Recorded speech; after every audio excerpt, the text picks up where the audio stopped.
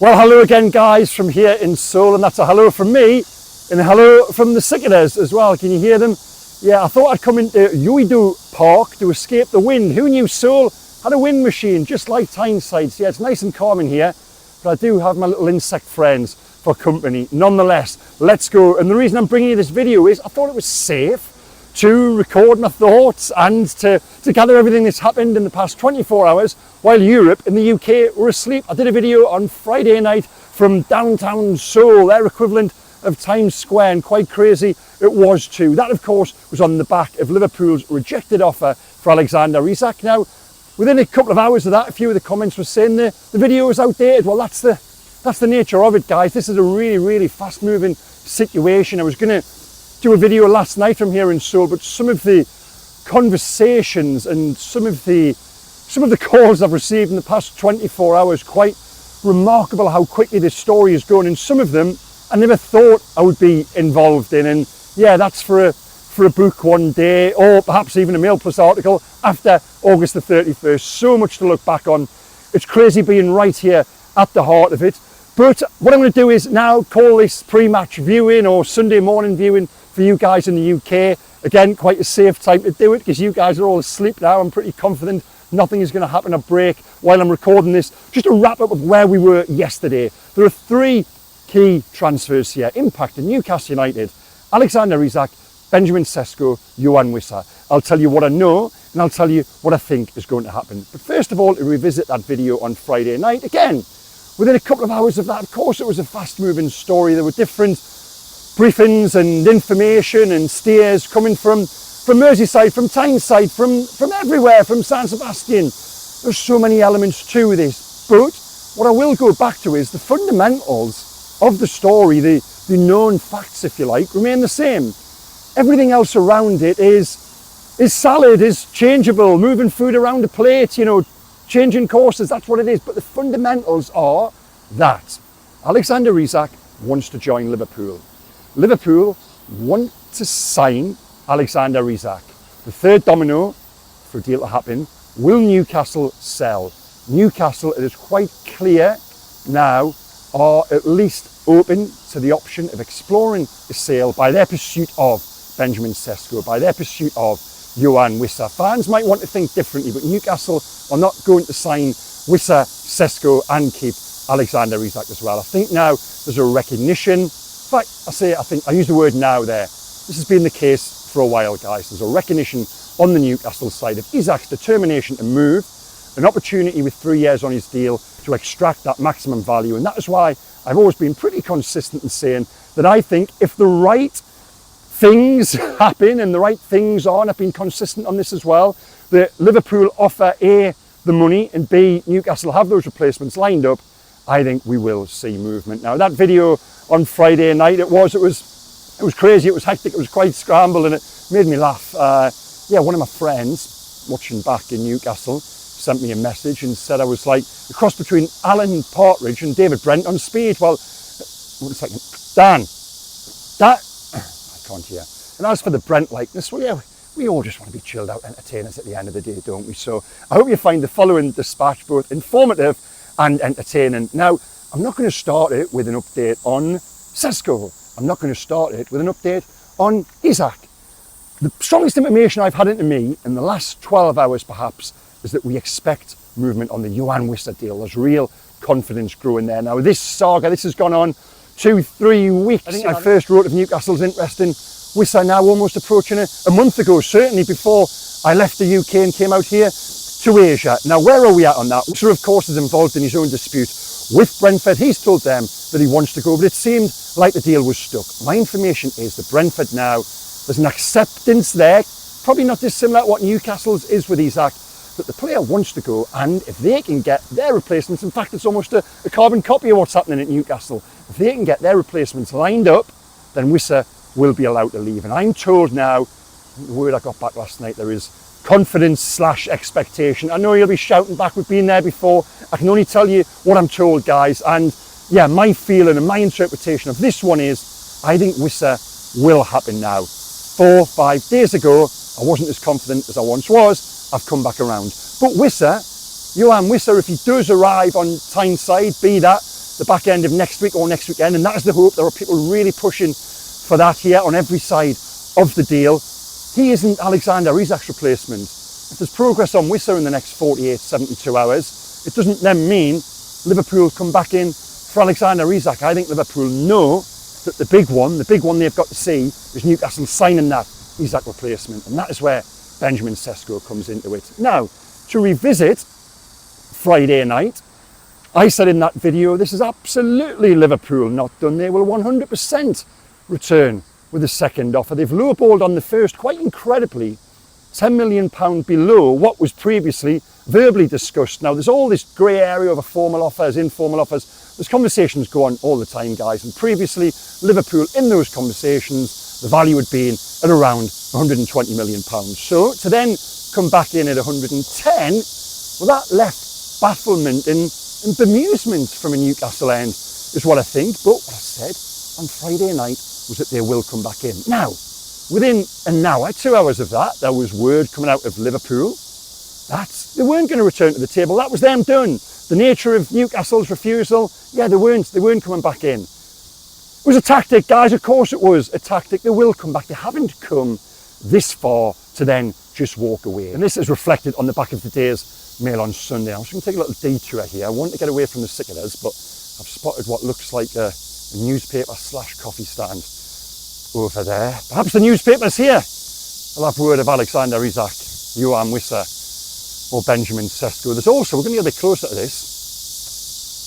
I'm going to make this joke at a distance, but it would have been better if I was close up. I think I've spotted Alexander Isak's private jet over there. Let's go and take a closer look. And that story on the back page of the Mail on Sunday and at Mail Online is that, yes, they will return with a British record offer, but only when they see Newcastle make progress on those replacements. There's no point Liverpool coming back in now while Newcastle don't have those replacements at least lined up or with a foot, if not 2 feet, in the door. So we are playing a waiting game. That is what Liverpool are doing. But do I think this will happen?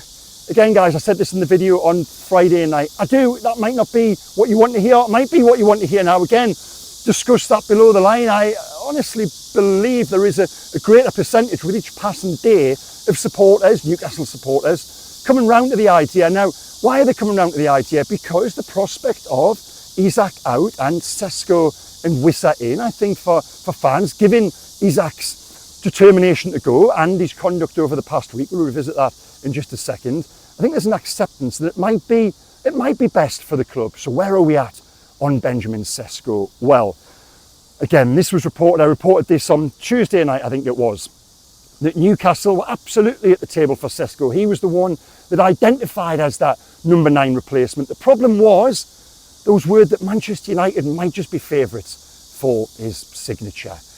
Journalists speak there. Yeah, come on, just talk normally, Craig. There was favourites that Manchester United might be favourites to sign him. Now, what then came out from the Chicago end, where Manchester United were at that time, was that yes, Manchester United are in for Benjamin Sesko, and they're going to make every move to get his signature. There you go. Sometimes it is easy to talk like a journalist. So what has then since played out was there's a report on Friday from Slovenia that Sesko wants Newcastle. Now, I tweeted an update on this. That might be the case. We don't know. Sometimes a journalist on the ground, you know, you might look at the Twitter following, and I see you guys do. What stories does he add? Well, every now and again there's a Rick Astley in the journalism world who you know, they might know the brother, the sister, the milkman, the uncle, and that might be the greatest story of their career. And I've got no reason to doubt the journalist who broke that story in Slovenia that Benjamin Sesko prefers or has chosen Newcastle. What I can say, what I know, is that hasn't been communicated here on the ground to Newcastle. They aren't aware of that. But is there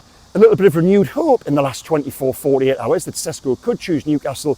Yes, there is, absolutely, evidenced by the offer that went in overnight on Friday. Now, that offer, which totals around £70 million, I don't know if rejection is the right word, but certainly a negotiation on it. But as we stand now, if Newcastle get the word that Benjamin Sesko wants to join them, I don't think that part of the deal, the negotiations, the price, the package with Leipzig, will be a problem. That's always been the message on this. That is why there wasn't a huge deal of reporting around offers and packages and prices and fees. It was always about, and it still is about, what Benjamin Sesko wants. He will decide his future. If it's Newcastle, I don't have a problem negotiating with RB Leipzig. if it's Manchester United, likewise. They've still got to try and find that money. They're trying to get Rasmus Højlund out of the building. That might just give Newcastle a chance to steal a match. That's why they've gone in with the offer. But right now, as of this bulletin, it might have changed, guys, by the time we reach the game against Tottenham. Yeah, there is a game against Tottenham tonight. I forgot we're actually here to play some football. That might have changed by then, but as we stand now, it's a waiting game. It's waiting to hear. So let's go back over those dominoes. Whissa, well, he is a domino in the UK right now. That is slightly separate because Whissa is the replacement for Callum Wilson, but the domino we're waiting to fall there is Brentford signing the replacement. Positive vibes on that one. I'm prepared to commit to that. Benjamin Sesko, does the player want Manchester United or Newcastle? Once he communicates that, that's when that domino will start to fall with regards the packages, the offers, the terms, everything else. But once he chooses where he wants, I don't think any of that will be a problem. Then, the biggest domino of the summer, Alexander Isak and private jets. Yeah, he's been on a couple of them in the past week. Let's have a little wander around it. Once Newcastle have the replacements lined up or in the door, that is when Liverpool will return to the table for Alexander Isak. Absolutely no doubt about that. They haven't come this far to walk away despite what briefings there were on Friday night. As for Liverpool's conduct, now I wrote a news story again about various people onto me in the last 24 hours upset about things, shall we say, some things. But as I say to them, guys, you know, don't shoot the messenger. Journalists, I haven't put my opinion anywhere in any Daily Mail news story. I'm just putting in what I hear from elsewhere, from others, and that is work incredibly hard, journalists. I know you might just see it in a 240 character tweet sometimes, but goodness, you know, 240 characters, there's 24 hours worth of work goes in, not 240 phone calls sometimes. So yeah, don't shoot the messenger. I'm telling you what I know. And we are, you know, all my colleagues, you know, various publications, broadcast, print, everything else. You guys want to know this information. We are giving it absolutely everything to get you what we can as first and fast and as accurately as we possibly can do. So to that end, Liverpool's conduct, well yeah, Newcastle might look at that and think that Isak leaving Tyneside without the club's knowledge, then training, using the facilities at his former club, Real Sociedad, they might think that is brought on by Liverpool. But ultimately, a player, a person, this is true of any walk of life, you're responsible for your own conduct, really. Yes, Liverpool's interest and that hope and that want and that expectation on Alex's side that they are going to come in and buy him, well, yes, that might have been the motivation for him doing what he's done, pulling out of this Far East tour without, well, what we believe isn't really an injury. Certainly scans would suggest that. Then going to San Sebastian. So yeah, that might be the motivation, but it's not really Liverpool's fault, the same way it's not Newcastle's fault how Yoane Whissa is conducting himself at the moment. You're responsible for yourself. I think I'll just say that because a little bit of mud gets thrown at these clubs, but they're just trying to buy a player. Liverpool want to buy a very good player, and a player they know wants to join them. Newcastle want to buy a very good player, and Yoane Whissa, who they know wants to join them. So everything else, I understand it to a degree. I am uncertain in my opinion this time. I don't have a problem with clubs doing what they've got to do to sign a player. Do I have a problem with players doing that? Well, I've already sort of gone into bat to a degree for Alexander Isak by saying I understand where he's at in his career, 25, and what he wants to achieve, and the money he is probably owed and deserves elsewhere. I don't really have a problem with any of it. I'm okay. I'm pretty relaxed about all of this. Now, what did Eddie Howe say on it yesterday? I asked Eddie. It wasn't far from me. Actually, you can see. So just beyond the hot air balloon, which was going up there, there's a big skyscraper on the third floor there. I say it was the third floor. It said third on the lift. It definitely wasn't. The views we had of this place. Yeah, perhaps the third tier of that building. I was speaking with Eddie Howe yesterday, and I asked him. I said, and you know what I think of Eddie? I think the absolute world of him. Newcastle are the luckiest club in the land to have the manager and the staff to do. And I put him on the spot. I said, do you know where Alexander Isak is? And did he go to wherever he is with your permission? He said, well, yes, I know where he is, but only through the media. And that was quite telling. That was quite a strong revelation. And he said, this situation is far from ideal, and it shows where Newcastle are at. That Isak felt it right to go to another country, leave Tyneside where he was supposed to be working on his rehab, go to Spain without informing his manager. That would suggest to me, while Eddie Howe's absolute preference is that all this goes away and he gets back the best striker in Europe, if not the world, into his squad, I do think there's a realisation now that bridges are starting to burn to a degree. That's why they're pressing ahead with Sesko and with Whissa. And that is why we are where we are. So yeah, guys, I'm going to get this video up as quickly as possible, conscious that it might well change. I'll give you a last little, it is time to finish when you're losing your ability to speak. Last little scan of this park. I need to find out more about this plane, but it's all in Korean, so I do need my phone for Google Translate. Before then, join me. I'm going to let you leave me. Oh, wonderful. Look what I've found. There we go. And that looks like an editing suite. See you very soon, guys. Like, comment, subscribe. I'll be back after the game tonight, a football match. See you then. Bye-bye.